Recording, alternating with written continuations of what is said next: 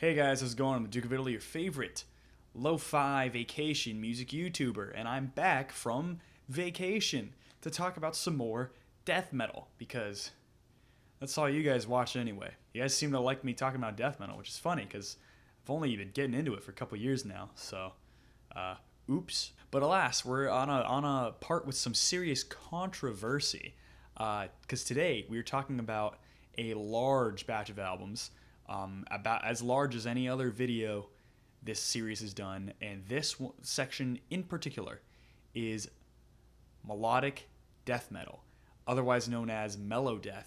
And this is a point of serious contention because a lot of people are like, I don't like when death metal is melodic. I don't like when it's too melodic.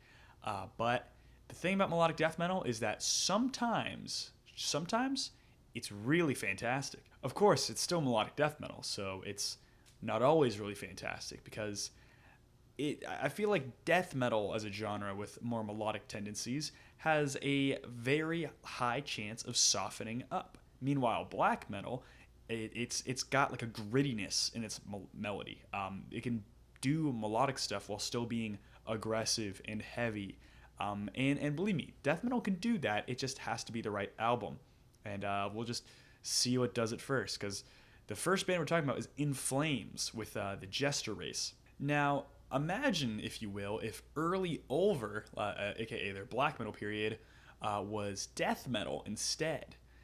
Would you love that? I wouldn't, but this has some good stuff going for it, such as not having any clean vocals, because clean vocals in death metal are a serious hit or miss thing. I think Time Ghoul does it well, and Opeth did it well way back in the day, but other than that, there's not a lot of good stuff. But in all honesty, this is probably the least heavy album on this entire chart. If not this, then something else in the melodic death metal section. That being said, it pulls a lot from traditional heavy metal as well as the constant folk little outbursts here. And the traditional heavy metal stuff is really fun, you get some riffs that sound a little bit like Iron Maiden, but the folk stuff atmospherically pulls away a little bit. I feel like it just doesn't click. The heavy metal sections certainly groove. They sound good, but there is just way too much acoustic work that constantly pulls me out of the mix. That's not to say that death metal can't pull off acoustic guitar. I think in a more progressive sense, it can do it pretty well. But here, it's trying to be too fun, and it feels really silly. It's not, I mean, maybe there is an argument for death metal not taking itself too seriously and just throwing in acoustic guitar, but then it just becomes sportcore, and then it becomes inherently dumb. This album does have some serious momentum behind it, though, which is a serious plus about it. And the title track is probably the best track here. It is seriously heavy, unrelenting, just really fast, really great stuff. This album is good. I think that's even a little generous for the criticisms I was given to this thing, but like it's totally a fine listening experience. It's just stylistically it clashes with a lot of things that people are into a lot. And I'm not saying that things can't be radical. It's just that this one isn't radical in a way that's good. And up next is Edge of Sanity with The Spectral Sorrows. I know what you were thinking. You were thinking it was going to be the other Edge of Sanity album. But we don't always get what we want, do we? Plus, this album and that other Edge of Sanity album could have totally been in the progressive death metal section. This stuff is really progressive. It goes into various different sections. It has various different genre influences. Clean vocals are here. And let me tell you right now, Edge of Sanity is an amazing, amazing band, except for the clean vocals. He's not a great singer. This is a pretty long death metal album at 54 minutes, but it is aggressive and surging, but it's also fast, dynamic, and exciting. The harsh vocals are amazing. They sound totally pissed, and this is honestly just an overall really heavy sound for melodic death metal, but the melodic sensibilities are still very much here. The only flaw is the vocals and one song, and it's Sacrifice. Sacrifice just misses on every mark. That being said, I still think this album is good. There's a lot going for it. I would listen to probably most of these songs. It's just that like any song with too much clean vocals that I don't really want to affiliate with. And up next, if you guys weren't tired of the folk comparisons, we have Sentenced with North From Here, a surprisingly influential album, yet one of the most proggy, weird things on this chart. This is one of the most subversive albums on the whole chart. It is simply one that is just baffling. Not as much as Two from the Death Grind section, which I hate that album even exists. It's just sportcore. It's just stupid. And there are technical bands that are good. I've talked about Cryptopsy. Lately, I've been listening to Discordance Axis. I talked about Gorguts.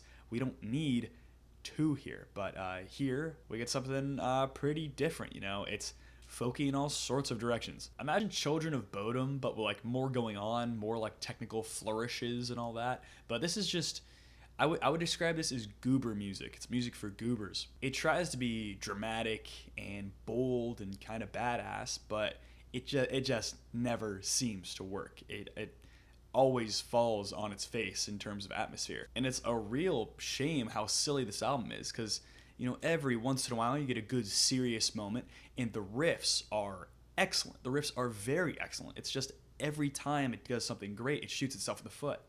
There are some heavy death metal moments on here. Just overall as an album, I don't love it. I think it's okay, but it is an album that consistently trips before the finishing line. And next is an album called Sorcery by a band known as Cataclysm, which is what I would refer to as like melodic death grind. It is low and chuggy and even chunky, but the riffs do go crazy, and they don't have to be necessarily technical like a band like Discordance Axis. It's not just rolling over itself like Terrorizer or something like that, but it's riffy. It goes in really cool directions, and there are a lot of like I can pull from black metal bands like Reek of the Unzen Gas Fumes that do stuff like that, where it's just riff city but also grind and really heavy. So this is off to an amazing start. Overall, it's a pretty unsophisticated album, but it's just chock full of bangers. As well as it being heavy, it feels distinctly modern. It feels like a lot of bands today play like this. As melodic as it is not that complex, but it also doesn't have to be. It's loud and aggressive, and it's in your face. And the closer, World of Treason, is a fantastic ending, just something that goes completely beast mode. And this whole album is just really bassy overall. The low end sounds perfect, and that's really what you're looking for when it comes to death metal. So this one's great. And up next is Eucharist with A Velvet Creation. You get a really bassy set of black metal with some nice, uplifting, almost pagan black metal inspired riffs. And this is really, really solid stuff. The riff division here is awesome, and it pulls between the two styles of melodic death metal that I kind of define this as. And this might be seen as kind of uneducated, but I kind of see melodic death metal as the like chunky breakdowns, heaviness, and riffs in the European style that just goes winding off in its own stuff. But the thing is, this album blends the two in a very, very beautiful, nuanced, it's a good way. It sounds great. Everything here is just fantastic. It never lingers too long. It never abuses its style over its substance. This is a substance-filled album, that's for sure. It has some really nice double kick placement, which is rhythmically compelling. I gotta give kudos to the drummer. And oddly enough, I don't hear any guitar solos. Maybe they're there for a tiny, tiny bit, but they're sparse for sure. It's just riff city. The bass guitar itself is a little bit quiet, but the guitar kind of makes up for it with a serious amount of low end itself. I might not say this album is the pinnacle of melodic death metal, or especially death metal, but the quality speaks for itself. I think this is a great album nonetheless. And up next is Garden of Shadows with Oracle Moon. You get some standard, more flourish-filled melodic death metal riff style with a serious dosage of keyboard in here, but you get some brutal death metal vocals. They sound like they are scraping off the floor. It is a little bit silly for sure, but the riffs are just monolithic. Most of these songs here are these long, progressive epics filled with drama and emotion, and as lame as it sounds, it's got me hooked. And right at the finish line, and I mean the actual finish line, the final track here, it pushes it too far. You have a classically trained soprano vocalist who is singing her chords off, and it's too far. It gets too silly. This is the biggest gripe with melodic death metal. It doesn't know when to quit. It's the same thing as technical death metal. You look at that, and actually, let me correct myself. And I'm going to rate this album as good. It's a good album. It's almost great. You could tell there's a lot of substance here, and technicality, and flourishes, and riffs, and they were just like, this is good. Let's keep going. And on the last track, maybe they were just a little too ambitious. Maybe they're just like, we could make this track the craziest one. And unfortunately, they tried a little too hard. modern technical death metal doesn't have a good idea to begin with. It just opens up with, what if we did some gent riffs here and a silly polyrhythm, and we did like a vocalist who like rapped, and maybe like a bunch of breakdowns. Defeated Sanity, not apply. Not only an outlier to technical death metal, but an outlier to slam as well. They're kind of cool, and so is this band. Garden of Shadows is a band I'll have to check out something else from. If you guys have any recommendations, feel free to let me know. And up next is Dark Tranquillity with The Gallery, an album that I will compare a lot to the next album because I feel like it's just not as good as that one, by just a hair, and it also feels a lot like the next one.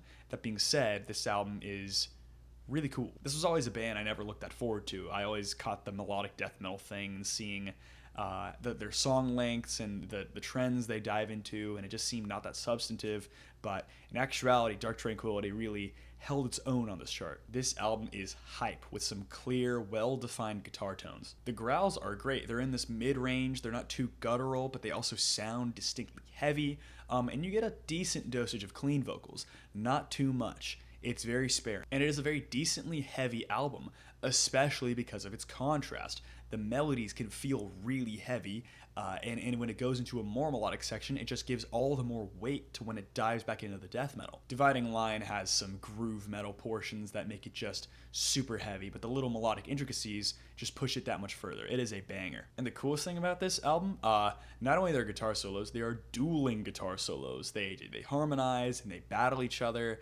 It's sick. This album is, oddly enough, like a little bit like extra beast mode. It's like, let's make this thing like super sick and flex its muscles, which for melodic death metal, however you do that, is crazy. So I gotta say this thing's great. But what's better is its American cousin of a band I've actually covered on this series before. And this isn't its second album in the same section, although anytime it's happened here, it's been an album with an EP attached.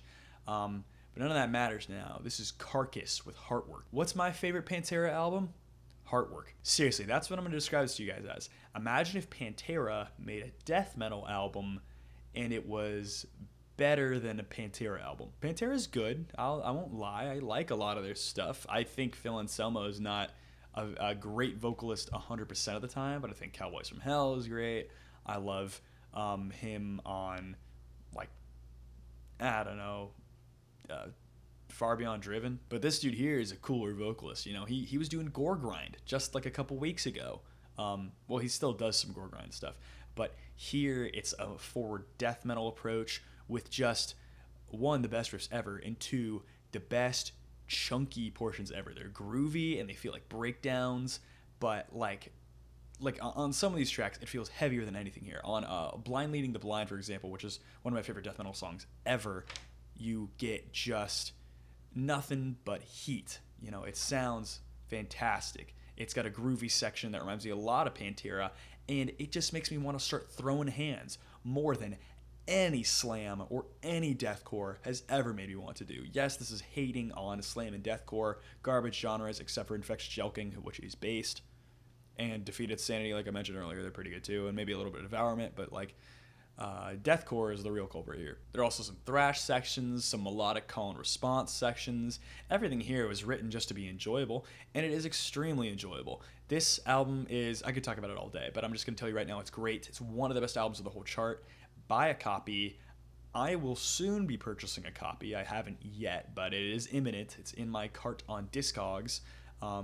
And I'm surprised it's been in there for a couple months, so I'm surprised no one's snatched it up yet because it is that good. And up next, we're covering a band called At the Gates with the Garden of Grief EP, which I'm not going to waste you guys' time too much. It's an EP, so it doesn't feel totally complete. It is definitely like the band's style that it's known for, but it is heavier, especially for Swedish death metal. It's pretty heavy.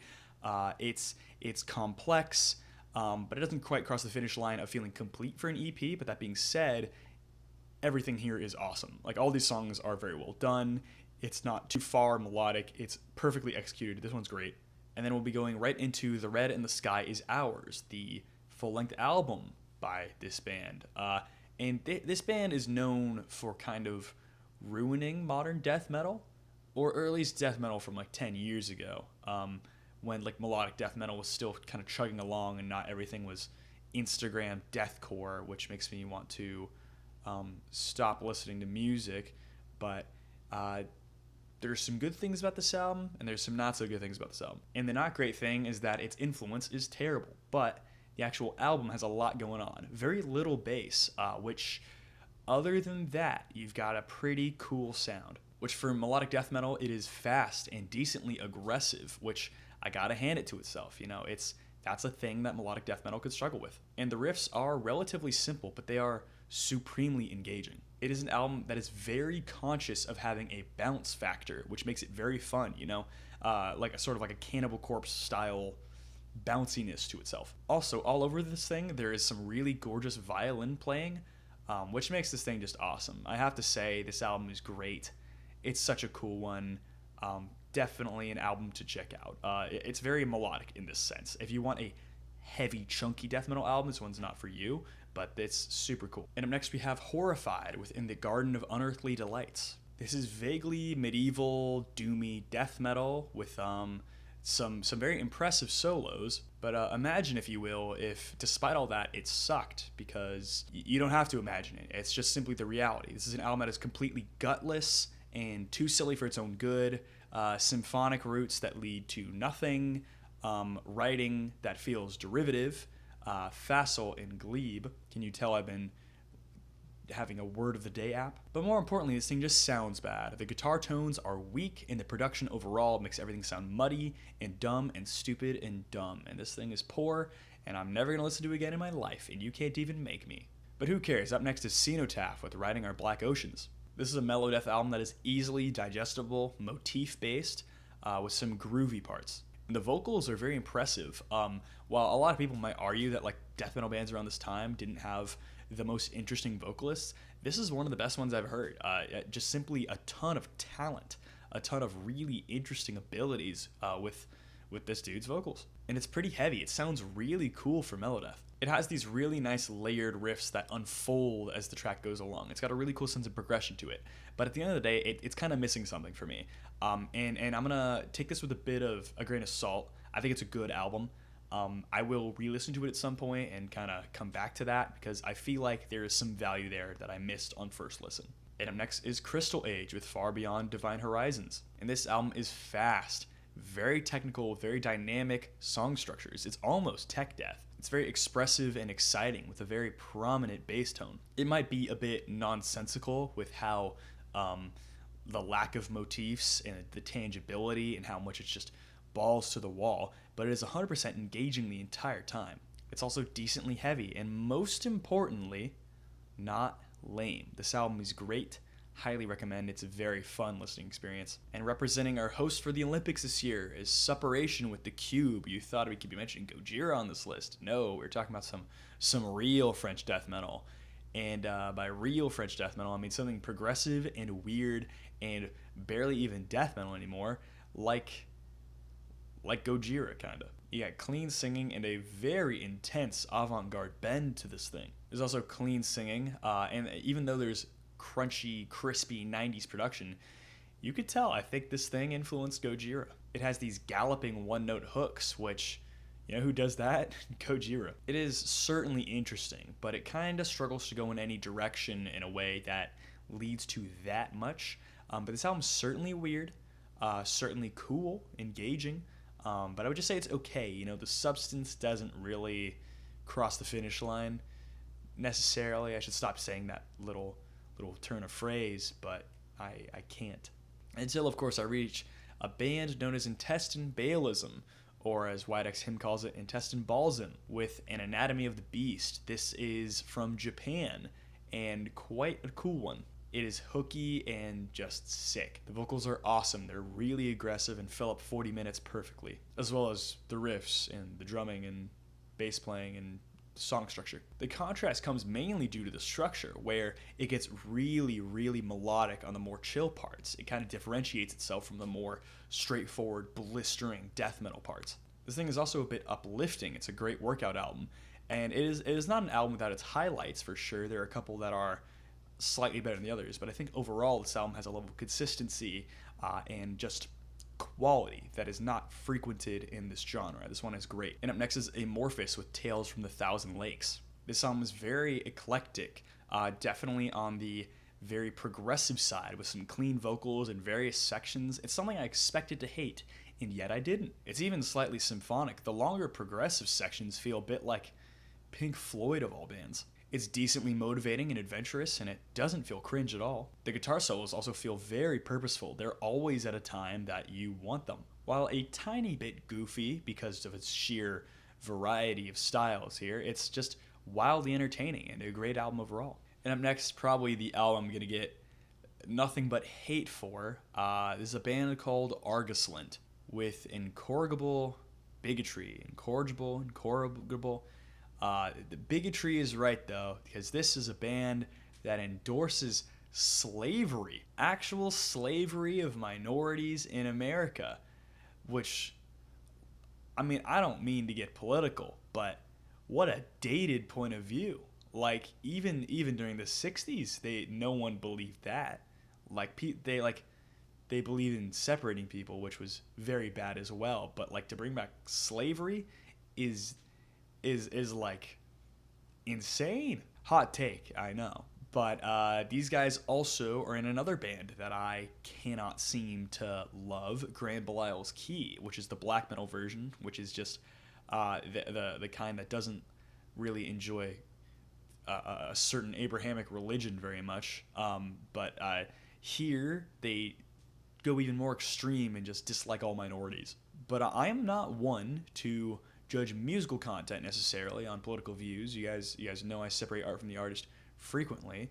But the thing is, this album it's not my favorite. And if you want me to really rag on this band, I will.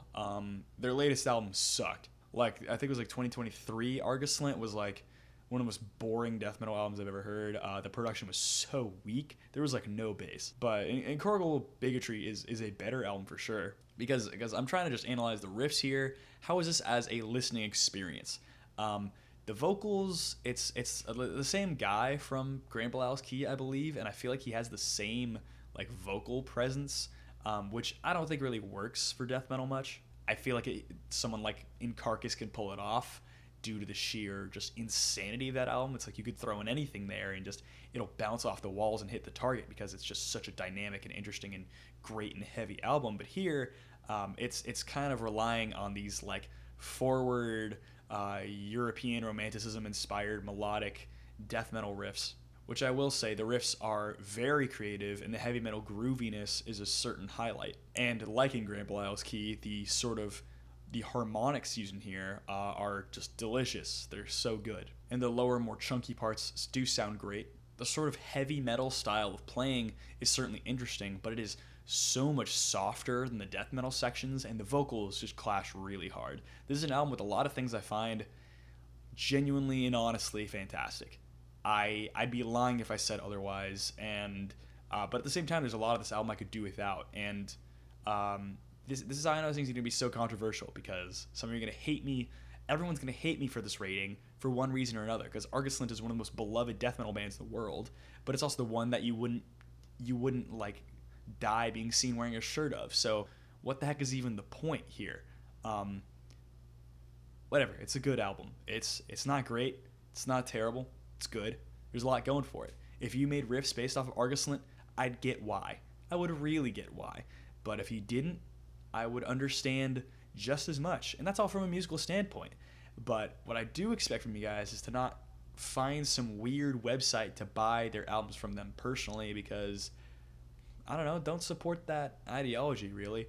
Bootleg stuff. That's what I say to do, is bootleg things and enjoy the heck out of it, because that's how you listen to sketchy metal if you have to. And like, no one's immune to propaganda, but give it a shot. You know, you only live one life. It's worth a shot. That's just my hot take. I'm ready to lose 1,000 subscribers. I don't even have 400, but we'll see how that goes.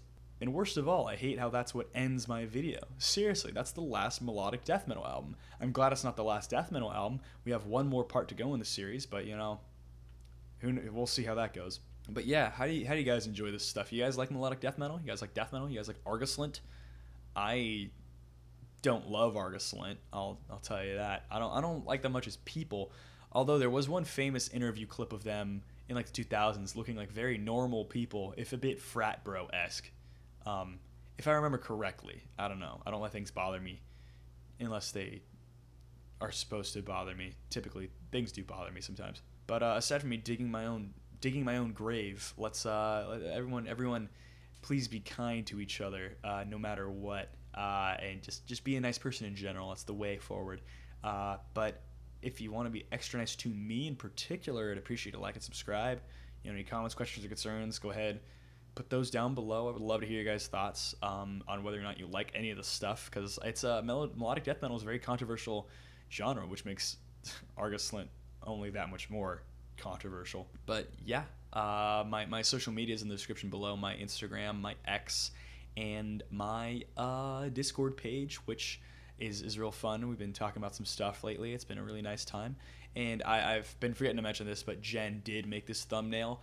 Jen is a fantastic artist. Link in the description.